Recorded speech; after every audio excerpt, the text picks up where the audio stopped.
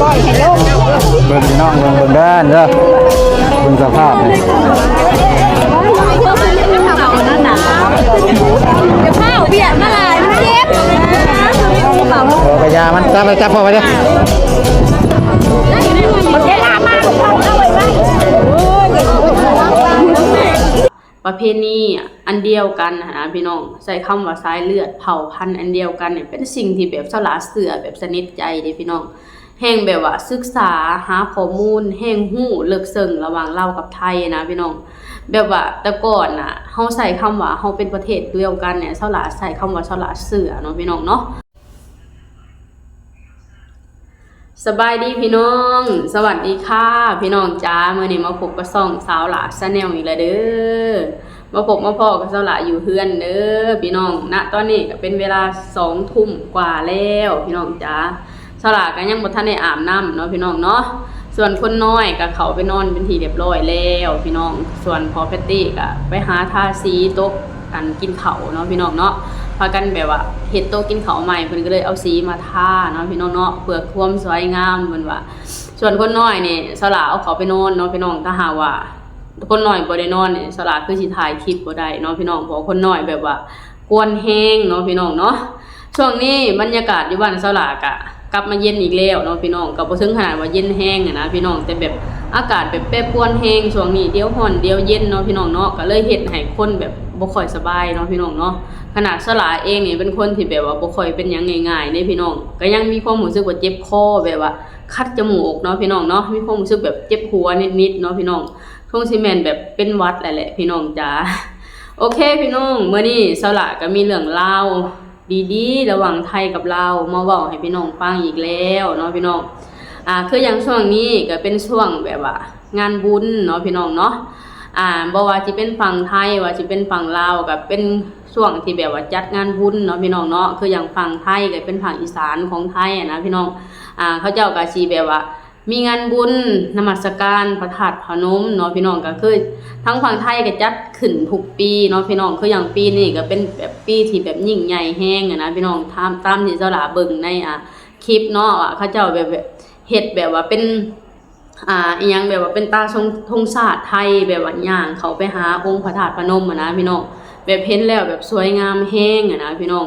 คืออย่างงานนมัสการพระธาตุพนมในครั้งนี้ก็จัดขึ้นตั้งแต่วันที่26จนฮอดวันที่6กุมภาพันธ์เนาะพี่น้องเนาะก็ใช้คำว่า9มื้อเลยนะพี่น้องคืออย่างงานนมัสการพระธาตุพนมเนาะก็จัดขึ้นอยู่ฝั่งไทยอยู่ภาคอีสานของไทยเนาะพี่น้องแต่กับเฮ็ดให้ชาวลาวเนี่ยให้ความสนใจเด้พี่น้องเพราะว่าชาวลาวก็เป็นชาวพุทธคือกันนะพี่น้องก็นับถือองค์พระธาตุพนมเนาะแบบว่าเป็นที่ยึดเหนี่ยวจิตใจของชาวลาวคือกันนะพี่น้องทุกปีก็สิมีแบบว่าคนลาวเนี่ยค่ะหลั่งไหลเขาไปขอพรองค์พระธาตุพนมแบบว่าเหนียวแน่นเนาะพี่น้องเนาะอย่างเช่นปีนี้ก็คือกันแบบว่าหลายแห้งที่พี่น้องคนลาวพากันเขาไปกราบไปไหว้ขอพรองค์พระธาตุพนมอยู่ฝั่งไทยเนาะพี่น้องเนาะมื้อนี้ก็พ่อใหญ่เสิร์ชก็ไปเด้พี่น้องส่วนชาวหลาเองนี่ค่ะยังบ่เคยไปจักเทื่อเนาะพี่น้องเนาะอยากไปอยู่แต่ว่าช่วงนี้ก็บอกเลยว่าค่าใช้จ่ายแบบหลายแฮงเนาะพี่น้องเนาะพ่อใหญ่เสิร์ชเพิ่นก็ชวนเด้บอกว่าซื้อรถแล้วคือบ่ไปแน่ว่าซั่นข้ามด่านก็บ่ได้มีค่าใช้จ่ายดอกเพิ่นว่าสลาก็เลยใส่คำว่าโอ้ยขอบ่ายก่อนช่วงนี้บอกเลยว่าค่าใช้จ่ายแบบตึ้มแห้งช่วงนี้นะพี่น้องตั้งแต่ซื้อรถมานี่แบบว่าค่าใช้จ่ายแบบยิบย่อยตามมาหลายแฮงเนาะพี่น้องเนาะสลาก็เลยแบบ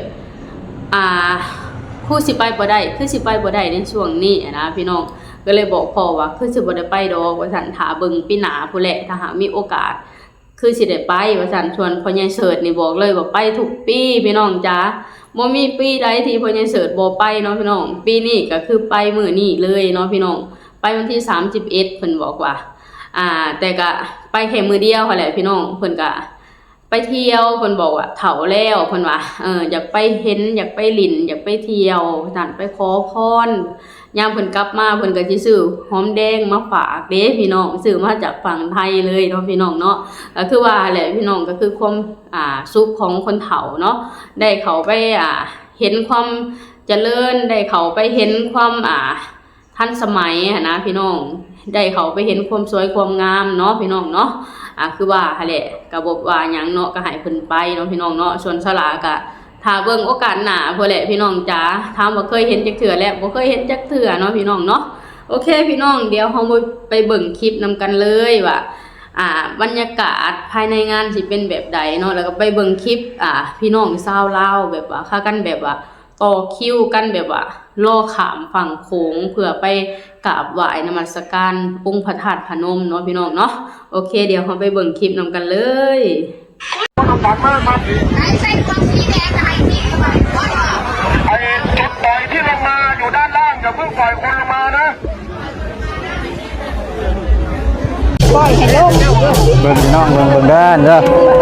เบิ่งสภาพนี่ เดี๋ยวข้าวเบียดมาลายมันเจ็บ กระยามันจับพอไปเด้อ เวลามาเขาเอาไว้ไว้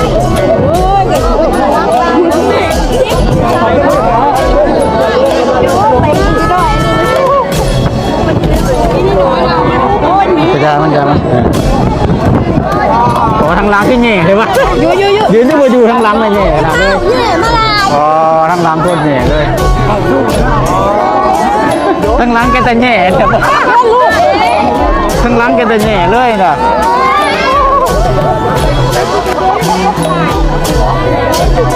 เดี๋ยวก็ได้เดี๋ยวลูกเด้อไปเด้อลูกเด้อเบิ่งต้องกินเงินเด้อได้เด้อลูก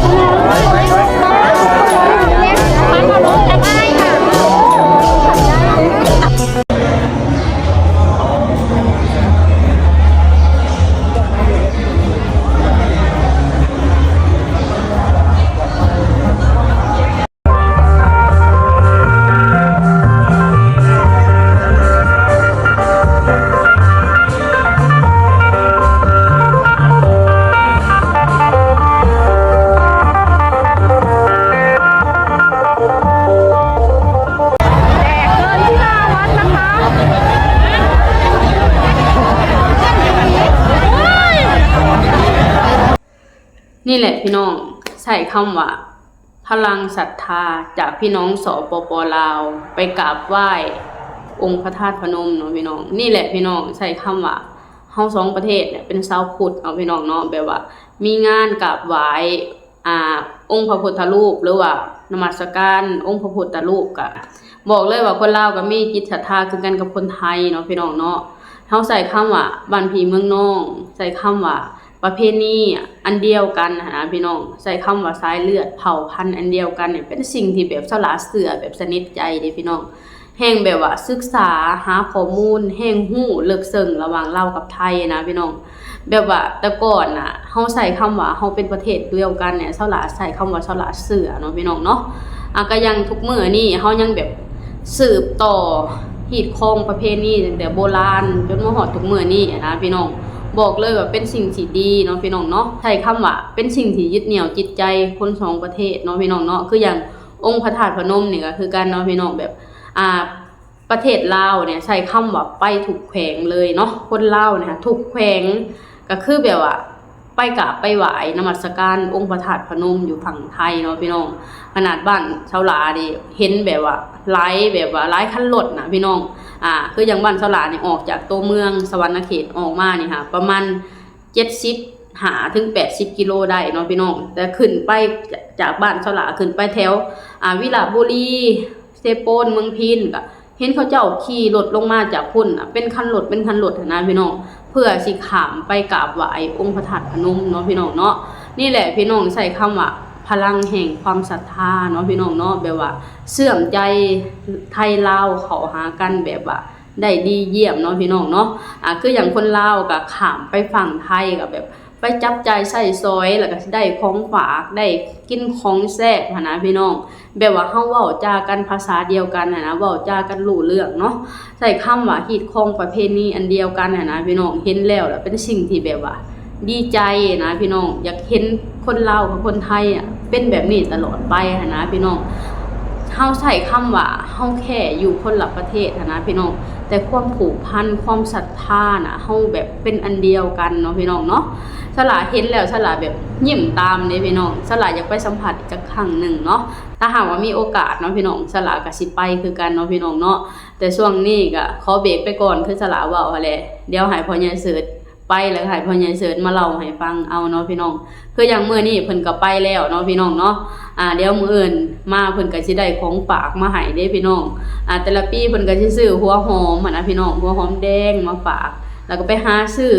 มีดฝ้ายอีโต้อีหยังแบบนี้นะพี่น้องแล้วก็ซื้อขันอีหยังมาฝากเด้พี่น้องพ่อใหญ่เสิร์ชนะเพิ่นสิไปทุกปีเลยเนาะพี่น้องเนาะเพิ่นแบบว่าใช้คำว่าเพิ่นก็มีความสุขของเพิ่นนั่นแหละได้ข้ามไปฝั่งไทยเนาะพี่น้องเนาะนี่แหละพี่น้องอันนี้ก็คือพลังศรัทธาของพี่น้องชาวลาว